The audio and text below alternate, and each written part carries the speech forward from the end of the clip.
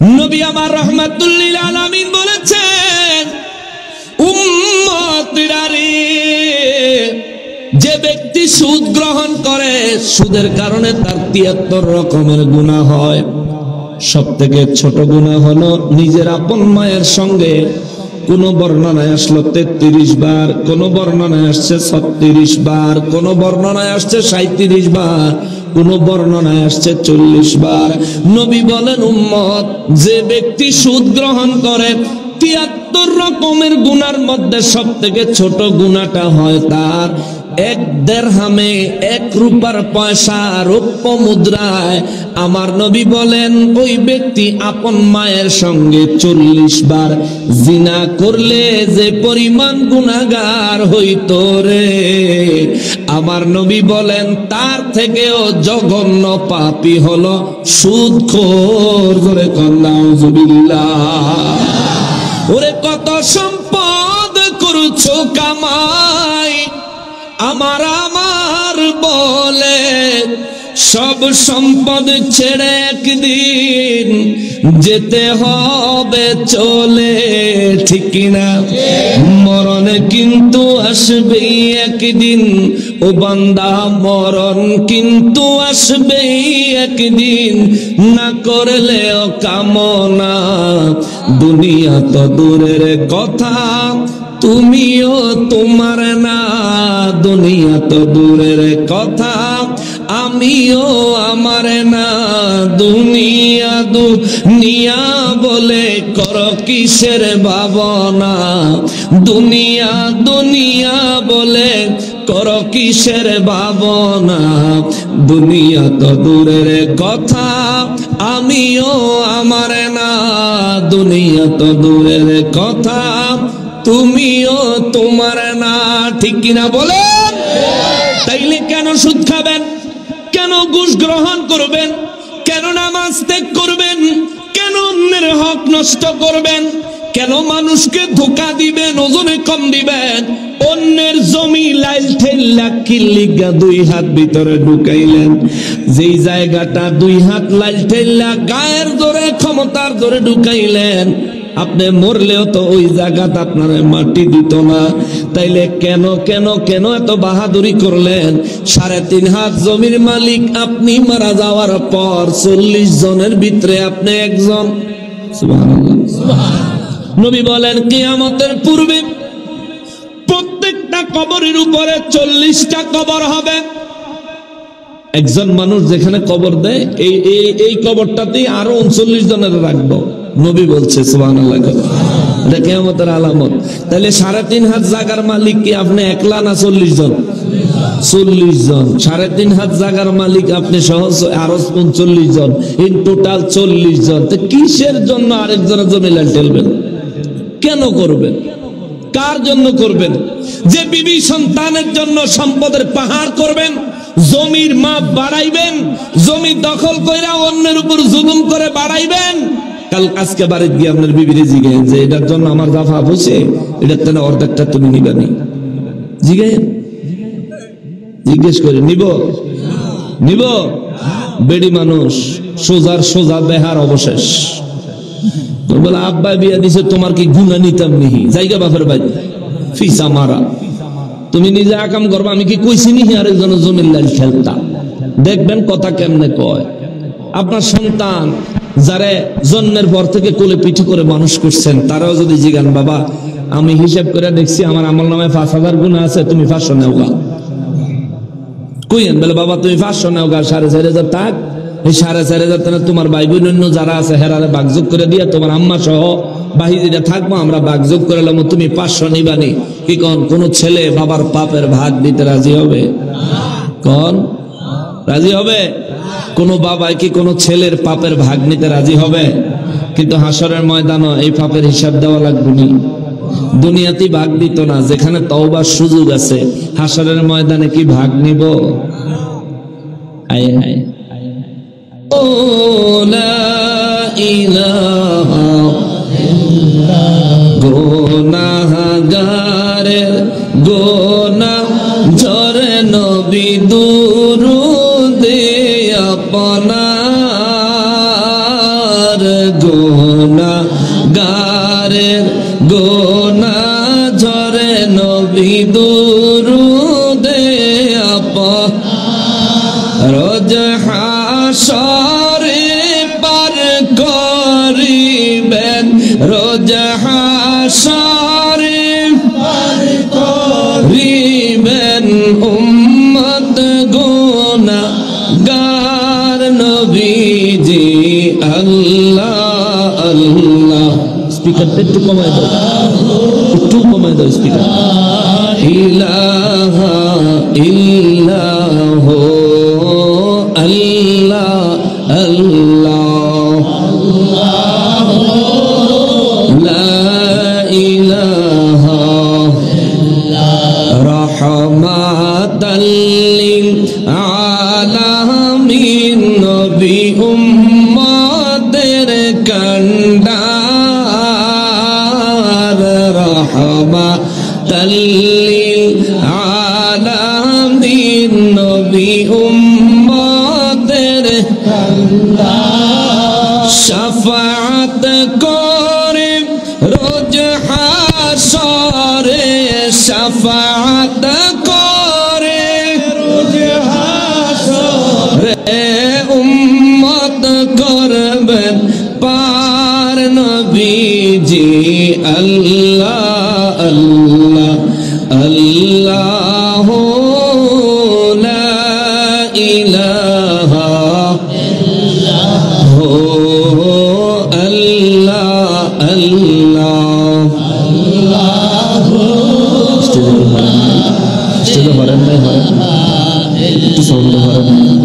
কৌসারের মালিক নবী বাদশাহ দু জাহান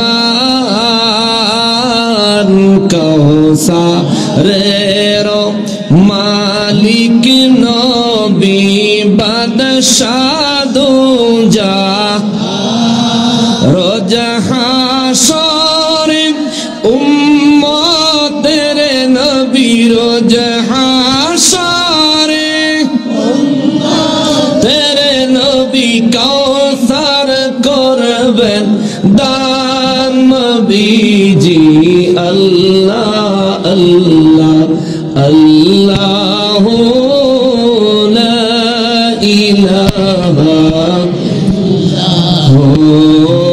আল্লাহ আল্লাহ আল্লাহ লা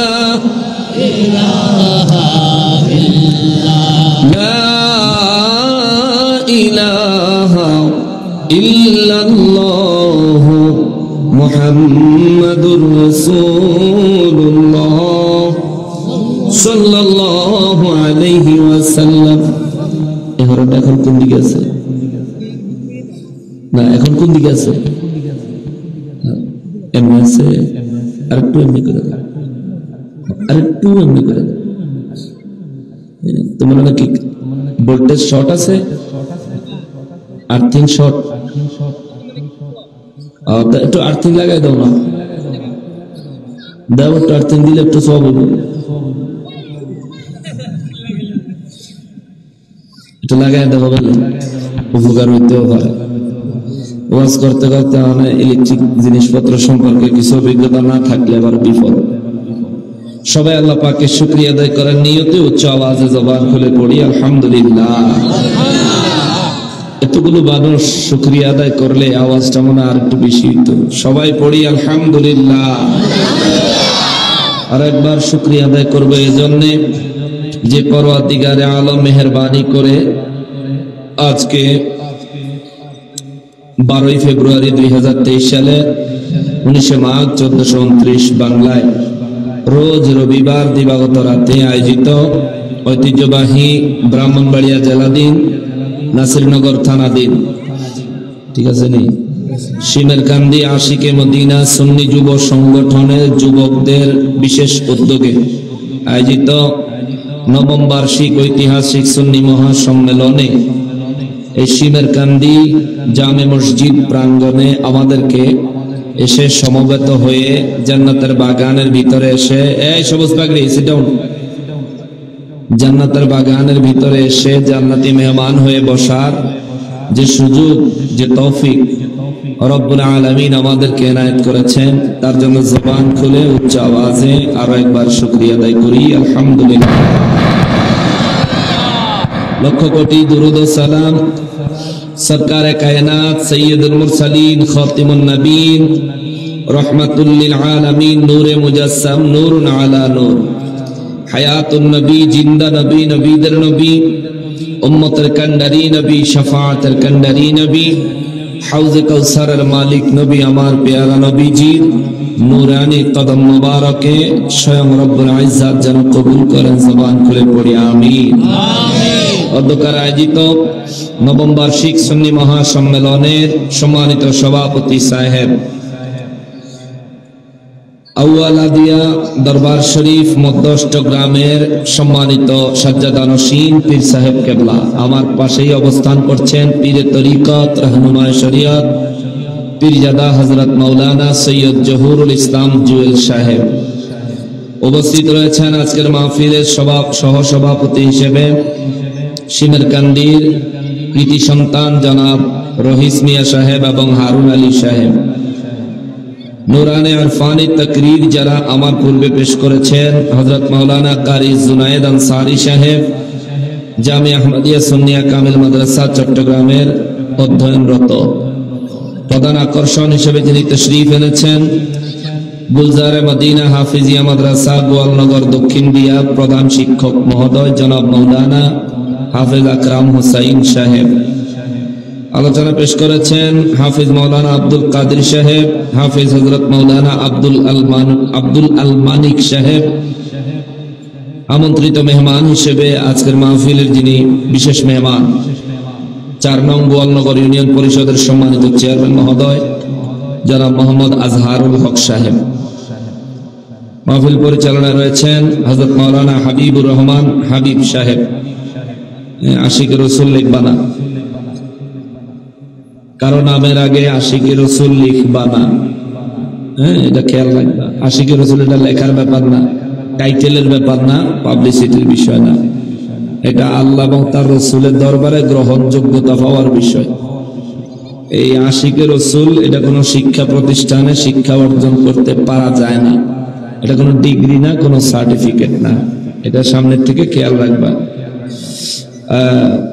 হযরত মাওলানা হাবিবুর রহমান হাবিব সাহেব মাহফিল পরিচালনায় রয়েছেন এবং আরো এলাকার মান্যগণ্য ব্যক্তিবর্গ, বিভিন্ন মসজিদের ইমাম সাহেব, মুয়াজ্জিন সাহেব, খাদেম সাহেবগণ, বিভিন্ন মাদ্রাসার শিক্ষক মন্ডলীগণ, আমার সম্মুখে উপস্থিত দিনদার ইমানদার মুসলমান মুত্তাকি ভাইয়েরা, পর্দার আড়ালের মা ও বোনেরা, রাস্তাঘাট দোকানপাট থেকে দূর দূরান্ত থেকে পৃথিবীর বিভিন্ন প্রান্ত থেকে আমাদেরকে এই মুহূর্তে যারা দেখছেন সকলকে উদ্দেশ্য করে আমি গুনাহগার সালাম পেশ করে খুতবায় তেলাওয়াতকৃত আয়াতে কারিমার উপর আলোচনায় প্রবেশ করছি। আসসালামু আলাইকুম ওয়া রাহমাতুল্লাহি ওয়া বারাকাতুহু।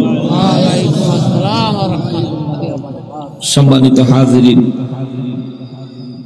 আলোচনা করার নিয়তে কোরআনুল কারীম থেকে সূরা আল আনআমের 31 নম্বর আয়াতে কারিমা তেলাওয়াত করেছি।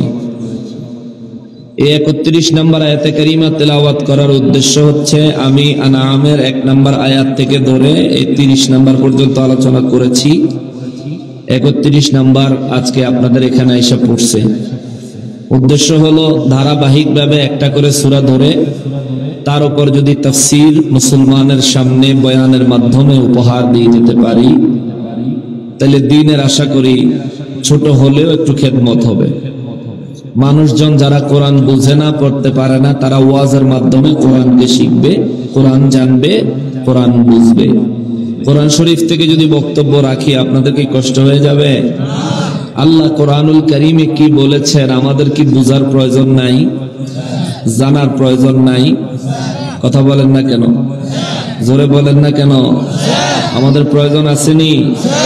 পৃথিবীর মধ্যে একমাত্র গ্রন্থ কোরআনুল কারীম, যার সমকক্ষ সমতুল্য কোন গ্রন্থ আল্লাহর জমিনে আর নাই। জোরে কন্যা সুবহানাল্লাহ। অন্য কোন ধর্মগ্রন্থ তো বাদ, মুসলমানদের জন্য আল্লাহ আসমান থেকে আরো 3টা কিতাব, তাওরাত, ইনজিল, জবুর, আরো 100 খানা সহিফা আল্লাহ যে পাঠাইছেন, ওই 103 খানা কিতাব ও সহিফার সবগুলো একত্র করলেও কুরআনুল কারীমের শানে মানে মর্যাদায় আসবে না। জোরে কন্যা সুবহানাল্লাহ। এত বড় মর্যাদা সম্পন্ন কিতাব নূর নবীজির মাধ্যমে আমাদেরকে দান করলেন কে? আল্লাহ। জোরে বলেন না আল্লাহ, জোরে বলেন না আল্লাহ। আমাদেরকে বানাইছে কে? আল্লাহ। আমাদের হায়াত দিয়েছেন কে? আল্লাহ। সুস্থ রাখছেন কে? আল্লাহ। মওতের পরে আমাদের হিসাব ফেরেশতাদের মাধ্যমে নেবেন কে? আল্লাহ। কথা বলেন কে? আল্লাহ। এই আল্লাহ যে আমাদেরকে পাঠাইলেন, জীবন দিলেন, আমাদের এই জীবন কিভাবে পরিচালনা করতে হবে তার দিক নির্দেশনা স্বয়ং আল্লাহ নিজের জবান মোবারকে দিয়েছেন। সুবহানাল্লাহ।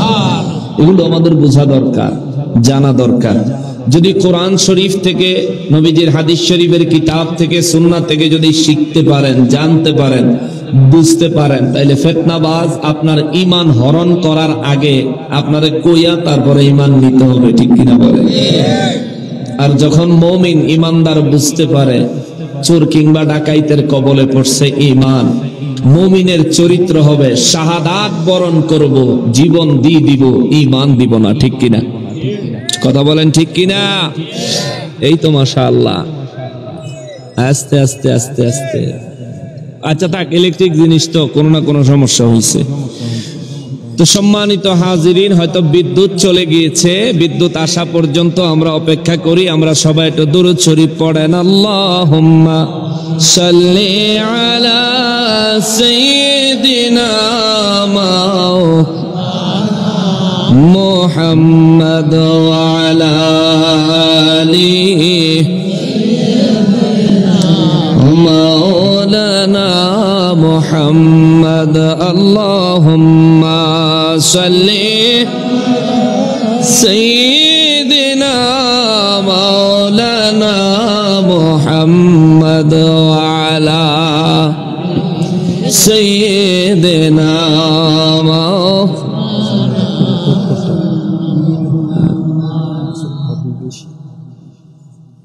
কারেন্টে কি মিস কল দেয় না? अच्छा। तेरी नस्ल पाक में है बाचा बाचा नूर का, तू है आईने नूर तेरा सब घराना नूर का। अल्लाहुम्मा सल्ली अला सय्यिदिना मौलाना मुहम्मद व अला आलिहि सय्यिदिना मौलाना मुहम्मद। सलातुनिया रसूल अल्लाह अलैकुम सलामुनिया हबीब अल्लाह अलैकुम सलातुनिया रसूल अल्लाह अलैकुम सलामुनिया। সম্মানিত হাজিরিন, কারণ আবার যাইবনি। আল্লাহ আমাদের মাহফিল বাকি অংশটুকু সহি সালামতে সুন্দরভাবে সম্পন্ন করার কুদরতি ব্যবস্থা করে দেন। সবাই পড়েন আমিন। সম্মানিত হাজির, এই প্যান্ডেলের বাইরে কাটা হারমোনিটা বাজায় কাটা দেন তো।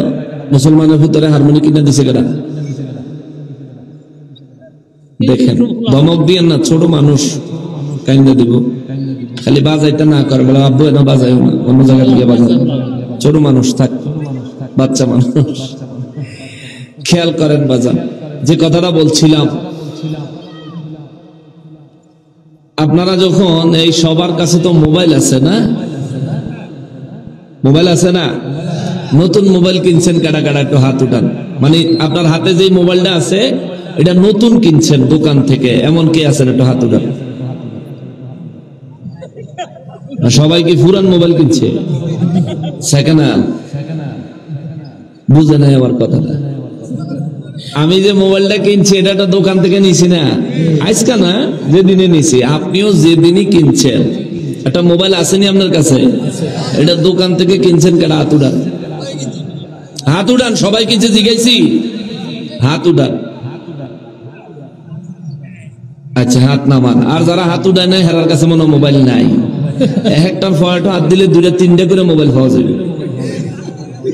আচ্ছা থাক। মোবাইল যে কিনছেন, মোবাইলের একটা বক্স দিছে না? কথা বলে না। একটা বক্স দিছে নি? এই বক্সের ভিতরে মোবাইলটা কেমনে চালান লাগবো না লাগবো তার জন্য একটা বই দেয়। বই আছে নি? এটা দিক নির্দেশনা। মোবাইলটা যেই কোম্পানি বানাইছে ওই কোম্পানি একটা বই দিয়ে দিছে। আপনি যদি এই বইটা পড়েন, এই বইয়ে যেভাবে বলছে ওইভাবে যদি মোবাইলটা চালান, একেবারে নষ্ট হওয়ান পর্যন্ত, শেষ দিন পর্যন্ত সুন্দরভাবে চালাইতে পারবেন। আর যদি তাদের দিক নির্দেশনা না পড়েন, গুরুত্ব না দেন, তাহলে চালাইবেন আর কি। যেমন অনেকে মোবাইল চালায়, মোবাইলের সবকিছু বুঝে না, আছে না ম্যাক্সিমাম মানুষ।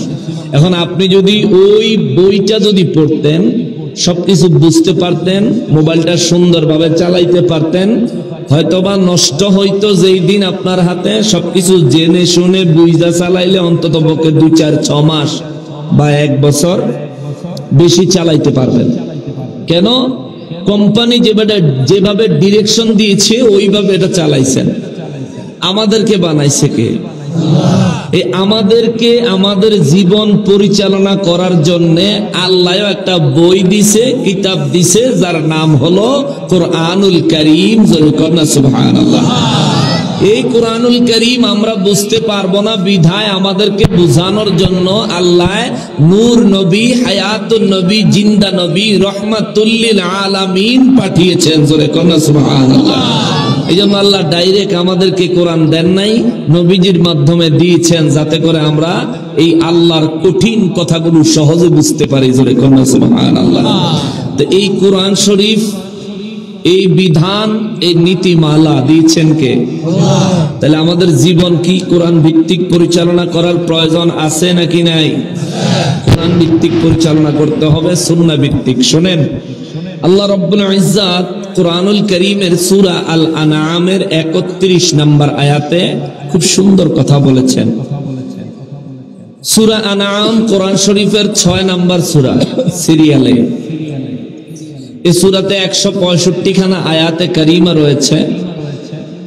সবথেকে বড় আল্লাহর রহমত আর আনন্দের বিষয় হলো এই সূরাটা এক রাতে একসাথে 165 আয়াত নাজিল হয়েছে। সুবহানাল্লাহ। অনেক ছোট ছোট সূরা আছে, অল্প অল্প আয়াত, অনেক কম আয়াতের অনেক সূরা আছে যেগুলো কয়েকবারে নাজিল হয়েছে। কিন্তু সূরা আল আনআম আমার আল্লাহ একসঙ্গে একবারে মক্কা মুআজ্জামায় নাজিল করেছেন 165 আয়াত। জোরে কন্যা সুবহানাল্লাহ। আব্দুল ইবনে আব্বাস রাদিয়াল্লাহু তাআলা আনহু আমার নবীজির আপন চাচাতো ভাই এবং নবীজির সাহাবী, তিনি বলেছেন, আমার দয়াল নবী বলেছেন, যেদিন এই সূরাটা নাজিল হয় আল্লাহ পাকের রহমতের 70,000 ফেরেশতা সেদিন ওহী নিয়ে জমিনে নেমে এসেছিলেন। সুবহানাল্লাহ। এই কোরআনুল কারীম থেকে বয়ান রাখবো, তবে সব জায়গায় একটা কথা বলি, এখানেও বলে নেই। কিছুক্ষণ পরে আধা ঘন্টা হইলে মাঝখান থেকে উঠে যাইবেন এমন কেউ আছেন? থাকলে আপনি কষ্ট করে এখনই উঠেন, যে কোনো এক সাইডে গিয়ে বসেন, যখন মন চায় চলে যায়। টাইম দিলাম 1 মিনিট, পরে কিন্তু মাঝখান দিয়ে উঠবেন না। আপনি একা উঠবেন, সবার মনোযোগ নষ্ট হয়ে যাবে। সেটা যদি রহমত নাজিল হওয়ার সময় হয়, আপনার কারণে রহমত যদি বাধাগ্রস্ত হয়, সবাই রহমত থেকে বঞ্চিত হওয়ার কারণে আপনার উপর আল্লাহর লানত নামবে। নাউজুবিল্লাহ বলেন না। খবরদার, যদি কেউ যাওয়ার প্রয়োজন হয়, যদি মুরব্বি থাকে ওনারা যদি দরকার হয় দুই একজন গেলে ওনাদের জরুরত থাকতে পারে যাইব, কিন্তু যুবক ভাই আল্লাহ রাস্তায় উঠো না, কোরআন শরীফ থেকে কিছু কথা বলে শুনে যাও। 1450 বছর আগে আল্লাহ তোমারে বলে রাখছে, তুমি তো এটা পড়ো না, তুমি ফেসবুক পড়ো, তুমি ফেসবুক পড়ো, ইনস্টাগ্রাম পড়ো, ইউটিউবের ভিডিও দেখো, তুমি আসলে আল্লাহর কোরআনুল কারীম তালাশ করো না। একটু ধৈর্য ধরে বসেন।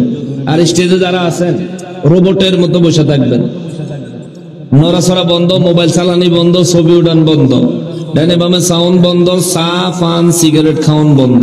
সিগারেট তো আর স্টেজে কেউ খাইতেন না, চা আর পান স্টেজে চলবো না, খেয়াল রাখবেন। কেননা একজন নড়াচড়া করলে বাকি সবার মনোযোগ নষ্ট হয়ে যাবে। আল্লাহর ওয়াস্তে একটু আমার সময় দিবেন। আমি 1 থেকে 1.5 ঘন্টা কথা বলবো, 1 থেকে 1.5 ঘন্টা শুধু কোরআন শরীফ থেকে কথা বলবো, নবীর সুন্নাহ ইজমা কিয়াসের আলোকে। আমরা নবীজির তাওয়াজ্জু মোবারকের জন্য 2 বার দরুদ শরীফ পড়ে সরাসরি আলোচনায় ঢুকে যাই। সবাই মহব্বতে বলেন আল্লাহুম্মা সাল্লি আলা সাইয়্যিদিনা মুহাম্মাদ আলা আলি সাইয়্যিদিনা মাওলানা মুহাম্মাদ। আল্লাহুম্মা সাল্লি আলা মাওলানা মুহাম্মাদ আলা আলি মাওলানা মুহাম্মাদ। মুআজ্জাজ মুকাররম আল্লাহ রাব্বুল ইজ্জাত সূরা আনআমের 31 নম্বর আয়াতে কারিমায় বলেন, বিসমিল্লাহির রহমানির রহিম قد خسر الذين كذبوا بلقاء الله।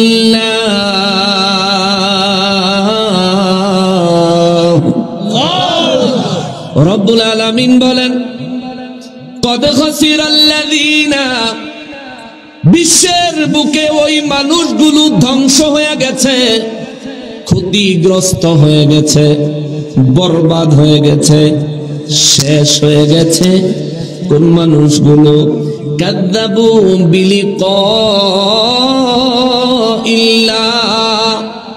আমি রব্বুল ইজ্জাতের সঙ্গে কোন না কোন একদিন সমস্ত মানব জাতির সাক্ষাৎ হবে। আমি আল্লাহর সঙ্গে কোন না কোন একদিন মানব জাতির দেখা হবে। কোন না কোন একদিন আমি আল্লাহর হিসাব টান দিব, আমার সম্মুখে বান্দাকে হিসাব দিতে হবে। এই কথাগুলো যারা মিথ্যা ভেবেছে, মিথ্যা বলেছে, এই কথাগুলি যারা গাল গপ্প হিসেবে কাটায়া দিছে, নবীজির এই কথাগুলো যারা মিথ্যা প্রতিপন্ন করেছে, আল্লাহ বলেন কদ, অবশ্যই খসির খসির খসির, এই মানুষগুলা বরবাদ ধ্বংস হয়ে গেছে। জোরে কন্না নাউজুবিল্লাহ। মুসলমানের আমরা জীবনে যত আমল করলাম, ইবাদত বন্দেগী করলাম, যত গুনাহের কাজ করলাম, সমস্ত বিষয় জানে কে? আল্লাহ। দেখে কে? আল্লাহ। বুঝেন কে? আল্লাহ। ও মুসলমান, মারা যাওয়ার পরে পুনরায় হাসরের ময়দানে হিসাব দেওয়ার জন্য আমাদেরকে কবর থেকে জিন্দা করে তুলবেন কে? আল্লাহ। জোরে বলেন কে? আরো জোরে বলেন কে? আল্লাহ যদি আমাদেরকে তোলেন, সেখানে হিসাব দেওয়া লাগবনি? জোরে কর, লাগবনি? এটা কত বছর পরে? কত বছর পরে? নির্দিষ্ট আছে? কালকেও হতে পারে কি পারে না? কালও হতে পারে কি পারে না? পারে না, কালকে হইতো না। কালকে হয়তো গ্যারান্টি আছে তো আমার কাছে? আছে আমার কাছে? নবী আমার রাহমাতুল লিল আলামিন বলেছেন, দুনিয়া যেদিন কিয়ামত হবে ওই দিনের তারিখ হলো মুহররমের 10 তারিখ, ঠিক কি না? কালকে কি 10 তারিখ? তাহলে কালকে হয়তো, কালকে হয়তো এটা রজব মাস চলতেছে, রজবের পরে শাবান, শাবানের পরে রমজান, রমজানের পরে শাওয়াল, শাওয়ালের পরে জিলকদ, জিলকদের পরে জিলহজ, তারপরে মুহররম। এখনো মোটামুটি 6 মাস সময় আছে হাতে, জোরে কন্যা মারহাবা। যদি হায়াত থাকে এখনো কিয়ামতের 6 মাস সময় আছে, যদি আগামী মুহররমে কিয়ামত হয়, ঠিক কিনা? যেহেতু নবীজি বলেছেন মুহররমের 10 তারিখে কিয়ামত হবে, তাইলে কিয়ামত পর্যন্ত আমার হাতে মোটামুটি আনুমানিক 6 মাস সময় আছে। কিন্তু আমারে যে আল্লাহ হায়াত দিছে রে, এই হায়াত কখন শেষ হবে কোনো গ্যারান্টি আছে নি? কালকে কিয়ামত হইতো না গ্যারান্টি আছে, আমার নবী দিয়েছেন। কিন্তু আমার হায়াত কালকে তো দূরের কথা, এখনই শেষ হইয়া যাইতে পারে, ঠিক কিনা? ওরে 30 বছর বয়স তোমার, ভাবছো মনে মনে 60 বছরের বাবা থাকতে তুমি মরবা কেন? ওরে নাই গ্যারান্টি সামনে তুমি, নাই গ্যারান্টি সামনে তুমি বাঁচবা 1 second. Oh my dear friend, ওই বুঝি তোর আইলো ওয়ারেন্ট, ঠিক কিনা? থানার পুলিশ যদি ওয়ারেন্ট নিয়ে আসে, পালাইতে পারবেন, পালাইয়া বাঁচার সুযোগ আছে। কিন্তু আজরাইল যদি মৃত্যুর ওয়ারেন্ট নিয়ে আসে, বাঁচার কোনো উপায় আছে? আছে? দুনিয়ার সমস্ত সম্পদ যদি আজরাইলের ঘুষ দেন, তবু আপনারা 1 মুহূর্ত সময় দিবনি। আজরাইলে ঘুষ খায়, ফেরেশতারা ঘুষ নেয়, সুদও খায়। আমরা মানুষ ফেরেশতাদের থেকে উত্তম না নিম্ন? ফেরেশতাদের থেকে উত্তম না নিম্ন? আমরা মানুষ, আমরা মানুষ, কিন্তু ফেরেশতারা ঘুষ খায় না, আমরা খাই। ফেরেশতারা সুদ খায় না, আমরা খাই, ঠিক না? উত্তম হইছি আমরা, উত্তম হইছি গেলে নামে কাজের বেলায় ঠন ঠনা ঠন ঠন। মুসলমানের আর কষ্ট পাইতেছেন আপনাদের? এটা তো চরাঞ্চল, চরাঞ্চল না? চরাঞ্চলে আবার সুদের কারবারটা বালা। আপনাদের দিকে কেমন আমি জানি না, অন্যান্য চরাঞ্চলে দেখছি সুদের কারবার খুব বালা, সুদের বাজার রমরমা। আপনাদের এখানে সুদের বাজার আছে নাকি? ও বাবা নেই, এনে কি সুদের কারবার আছে? যে বেড়া সুদের কারবার করে হেইতে মরতো না, মরবো না? না মরতো না। হেইতে টিহা লইয়াই কিয়ামত পর্যন্ত বাচ্চা থাকবো। কিয়ামতের সময় ইসরাফিল বেরেস্তায় বাঁশি ফু দিলেও খোদার ফের অন্য মনে শুধু ইয়া করিয়া থাকবে।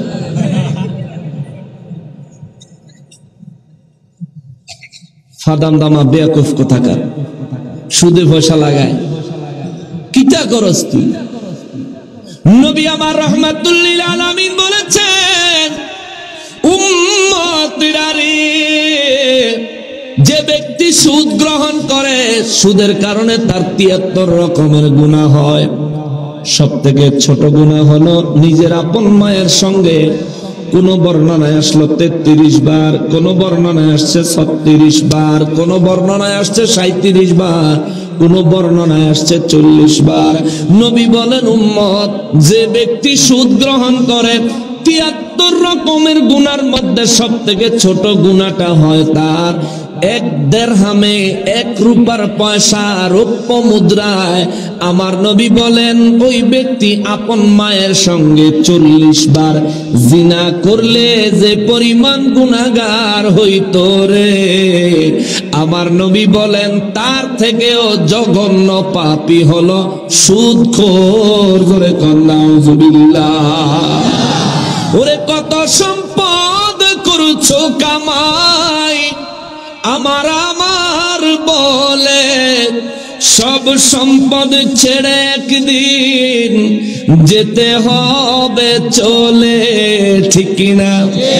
মরণ কিন্তু আসবেই একদিন, ও বান্দা মরণ কিন্তু আসবেই একদিন, না করলেও কামনা দুনিয়া তো দূরের কথা, তুমিও তোমার না।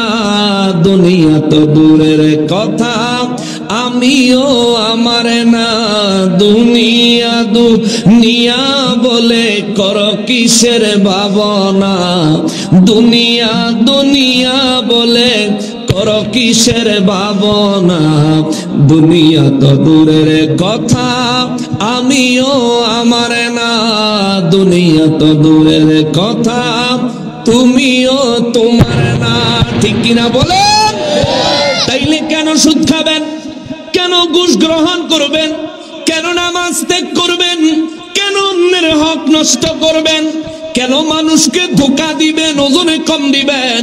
অন্যের জমি লাইল ঠেল্লা কিল্লিগা 2 হাত ভিতরে ঢুকাইলেন, যেই জায়গাটা 2 হাত লাইল ঠেল্লা গায়ের জোরে ক্ষমতার জোরে ঢুকাইলেন, আপনি মরলেও তো ওই জায়গাতে আপনার মাটি দিত না। তাইলে কেন কেন কেন এত বাহাদুরি করলেন? 3.5 হাত জমির মালিক আপনি, মারা যাওয়ার পর 40 জনের ভিতরে আপনি একজন। সুবহানাল্লাহ। নবী বলেন কিয়ামতের পূর্বে প্রত্যেকটা কবরের উপরে 40টা কবর হবে। একজন মানুষ যেখানে কবর দেয়, এই কবরটাতেই আরো 39 জনের রাখবো। নবী বলছে সুবহানাল্লাহ, এটা কিয়ামতের আলামত। তাহলে 3.5 হাত জায়গার মালিক কি আপনি একলা না 40 জন? 40 জন। 3.5 হাত জায়গার মালিক আপনি সহ আরো 39 জন, ইন টোটাল 40 জন। তো কিসের জন্য আরেকজনের জমি লাল ঠেলবেন? কেন করবেন? কার জন্য করবেন? যে বিবি সন্তানের জন্য সম্পদের পাহাড় করবেন, জমির মাপ বাড়াইবেন, জমি দখল কইরা অন্যের উপর জুলুম করে বাড়াইবেন। কাল আজকে বাড়িতে গিয়ে আপনার বিবিরে জিজ্ঞেস যে এটার জন্য আমার যা ভাব হয়েছে, এটার জন্য অর্ধেকটা তুমি নিবানি। জিজ্ঞেস করে নিব নিব। বেড়ি মানুষ, সোজার সোজা বেহার অবশেষ। বলে আব্বা বিয়া দিছে, তোমার কি গুণা নিতাম নিহি? জায়গা বাপের ভাই ফিসা মারা, তুমি নিজে আকাম করবা, আমি কি কইছি নিহি আরেকজনের জমির লাইল ঠেলতা? দেখবেন কথা কেমনে কয়। আপনার সন্তান যারে জন্মের পর থেকে কোলে পিঠে করে মানুষ করছেন, তারাও যদি জিগান, বাবা আমি হিসাব করে দেখছি আমার আমল নামায় 5000 গুণা আছে, তুমি 500 নেও গা। কইেন বলে বাবা তুমি 500 নেও গা, 4500 থাক। এই 4500 তোমার ভাই বোন অন্য যারা আছে হেরারে ভাগযোগ করে দিয়া তোমার আম্মা সহ বাহিনীরা থাকবো, আমরা ভাগযোগ করে এলাম, তুমি 500 নিবানি। কি কন? কোন ছেলে বাবার পাপের ভাগ দিতে রাজি হবে? কন রাজি হবে? কোন বাবাই কি কোন ছেলের পাপের ভাগ নিতে রাজি হবে? কিন্তু হাসরের ময়দানে এই পাপের হিসাব দেওয়া লাগবে না। দুনিয়াতে ভাগ দিত না, যেখানে তওবার সুযোগ আছে, হাসরের ময়দানে কি ভাগ নিব? আয় হায় মুসলমানের আরে, আমার প্যারা নবীর উম্মতের আরে, রব্বুল ইজ্জত বলেন কদ খাসিরাল্লাযীনা কাযযাবু বিলিকাইল্লাহ। পৃথিবীর যেই মানুষগুলো আমি আল্লাহর সামনে দাঁড়াইতে হবে, গোটা জীবনের হিসাব কিতাব সব দিতে হবে, এই বিষয়গুলির উপর যারা বিশ্বাস করে না, মিথ্যা প্রতিপন্ন করে, নবী গো আপনি তাদেরকে বলে দেন তারা নিজেদেরকে নিজেরা ধ্বংস করে দিয়েছে, ক্ষতিগ্রস্ত হয়ে গেছে, বরবাদ হয়ে গেছে। ইয়া রাসূলুল্লাহ, তাদেরকে আরো জানাইয়া দেন, হাত্তা ইযা জাতুহুমুস সাআতু বাগতাতান, নবী গো তারা এই মিথ্যার সাগরে ভাসতে ভাসতে, এই মিথ্যার মধ্যে নিজেদেরকে বরবাদ করতে করতে এমন একটা সময় আসবে গো নবীজি, হঠাৎ করে একদিন কিয়ামত হয়ে যাবে। আল্লাহু আকবার। আল্লাহ বলেন হাত্তা ইযা জাতুহুমুস সাআতু বাগতাতান, ইয়া রাসূলুল্লাহ হঠাৎ করে একদিন কিয়ামত সংঘটিত হয়ে যাবে। কিয়ামত যখন তাদের সামনে আসবে, তখন এই মানুষগুলা কলু, তারা কইব, ইয়া হাসরাতানা আলা মা ফাররাতনা ফিহা, হায় আফসোস হায় আফসোস, কেন কিয়ামতের উপর বিশ্বাস করলাম না, কিয়ামতের পরে হিসাব দিতে হবে, কেন এই বিষয়ে চিন্তা করলাম না, হায় আফসোস হায় আফসোস, আল্লাহ কয় হুজুর এরা শুধু এই ধরনের আফসোস আফসোস আফসোস করতে থাকবে, কিন্তু লাভ হবে না, লাভ হবে না, লাভ হবে না। ওয়াহুম ইয়াহমিলুনা আওজারহুম আলা যুহুরিহিম, আল্লাহ কয় এরা এই আফসোস করতে করতে কিয়ামত শেষ হইয়া পুনরায় তাদেরকে জিন্দা করে হাসরের ময়দানের দিকে যখন রওনা দিবে রে, আমার আল্লাহ বলেন তার পিঠের উপরে তার সারা জীবনের গুনাহ বিরাট বড় বোঝা বানাইয়া আমি আল্লাহ তার পিঠে চাপায়া দিব। এই বোঝা লইয়া হাসরের ময়দানের দিকে রওনা দিবে। জোরে কোন আল্লাহু আকবার। জীবনে যত গুনাহ করেছেন মনে মনে হয়তো ভাববেন হুজুর গুনাহ তো দেখি না, তাইলে আবার বড় বোঝা কেমনে হবে?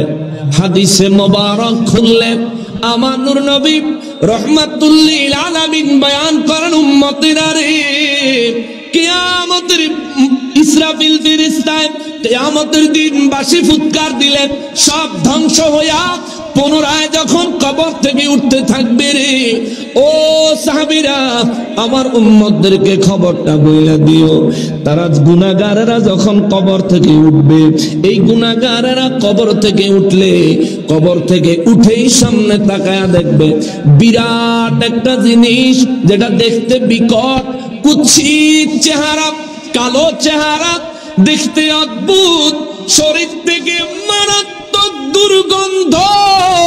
আল্লাহু আকবার।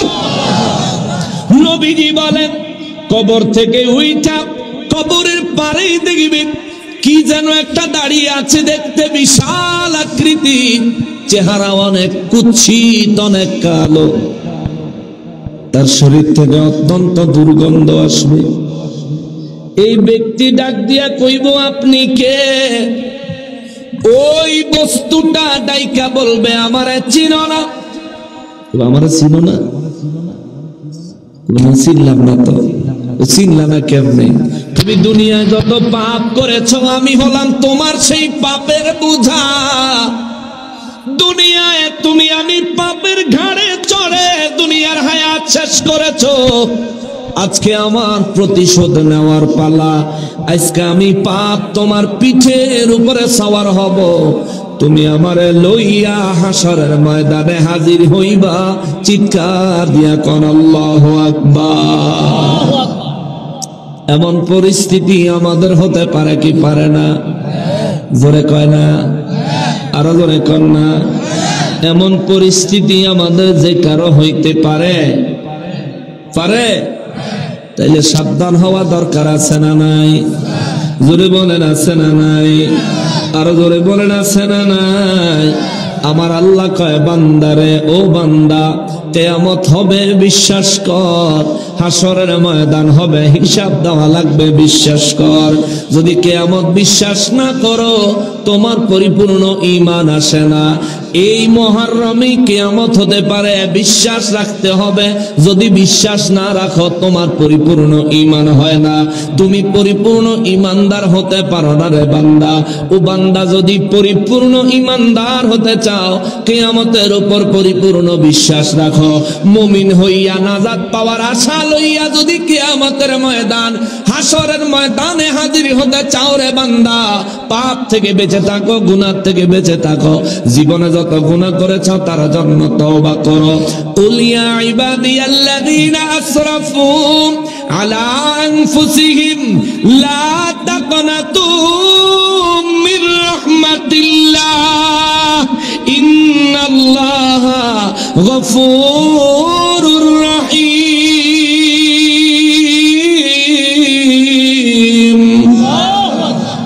রব্বুল আলামিন কয় বান্দারে, ও বান্দা জীবনে যত পাপী করছো আমার রহমত থেকে সরে যাও না, আমার রহমতের আশা ছেড়ে দিও না। ইন্নাল্লাহা গফুরুর রহিম, তুমি ভুইলা যাও না আমি আল্লাহ হলাম আমার বান্দাদের গুনাহ ক্ষমা করনেওয়ালা এবং তাদের উপর দয়া করনেওয়ালা। জোরে কন্যা সুবহানাল্লাহ। মুসলমানের রব্বুল ইজ্জত বলেন কালামে হাকিমে, আমার আল্লাহ কয় কিয়ামত যারা বিশ্বাস করে না, হঠাৎ তাদের সামনে কিয়ামত চলে আসবে। জীবনে যত গুনাহ করেছে সমস্ত গুনাহগুলি বিরাট বোঝার আকারে তাদের সামনে উপস্থিত হবে। আমার আল্লাহ বলেন তাদের গুনাহগুলো তাদের পিঠের উপর চড়িয়ে দেওয়া হবে। ওই গুনাহ লইয়া হাসরের ময়দানের দিকে যখন রওনা করবে, আমার আল্লাহ বলেন আলা সাআ মা ইয়াজিরুন, আফসোস হায় আফসোস, খবরদার খবরদার, কতই না ভারী বোঝা বান্দারে সেদিন বহন করা লাগবে। জোরে কন্যা নাউজুবিল্লাহ। যার গুনার পরিমাণ যত বেশি তার বোঝার ওজন তত কম না বেশি? জোরে কন, আরো জোরে কন। দুই চক্ষু বন্ধ করে চিন্তা করে দেখেন মুসলমান, জীবনে কতগুলো অন্যায় করেছেন, কতগুলো গুনাহ করেছেন, কত ওয়াক্ত নামাজ ছেড়েছেন, কতগুলো রোজা ইচ্ছাকৃত ভেঙেছেন। হজের সামর্থ্য হয়েছে, হজে গেলেন না। যাকাত দেওয়ার নিসাব পরিমাণ সম্পত্তির মালিক হলেন, কিন্তু যাকাতের গুরুত্ব আপনার মধ্যে আসে না। ও মুসলমান, চিন্তা করে দেখেন, এখন যদি মারা যান কবরে এখনই 3টা প্রশ্নের উত্তর দেওয়া লাগবে। আর যখন কিয়ামত হয়ে যাবে হাসরের ময়দানে আল্লাহর সামনে সরাসরি আল্লাহর প্রশ্নের উত্তর দিতে হবে। চিন্তা করে দেখেন, আল্লাহ যেদিন হিসাব টান দিবে কতটুকু হিসাব আপনি দিতে পারবেন? নবী বলেন আউয়ালু মা ইউহাসাবু বিহিল আবদু ইয়াউমাল কিয়ামাতিস সালাহ। আমার উম্মতের মধ্যে যে ব্যক্তি নামাজ সুন্দরভাবে আদায় করবে, হাসরের ময়দানে সমস্ত উম্মতের কাছ থেকে আল্লাহ সর্বপ্রথম নামাজের হিসাব দিবে। আমার উম্মত যদি নামাজের হিসাবটা সুন্দরভাবে দিতে পারে, আমার নবী বলেন আমি নবী ঘোষণা দিলাম আমার উম্মতের পরবর্তী হিসাবগুলো আমার আল্লাহ সহজ করে দিবে। এত আস্তে, এত আস্তে খা, জোরে বলেন সুবহানাল্লাহ। কি অবস্থা এগুলো? তাজা তাজা মাছ, তাজা তাজা ফল, শাকসবজি খাইয়া এরপরে এই আওয়াজ দেন, কালকার থেকে যদি ফসল উৎপাদন বন্ধ হয়ে যায়, নদীর মাছ যদি আর পাওয়া না যায়, আল্লাহর পক্ষে সম্ভব নেই না। আওয়াজ করেন যাব না।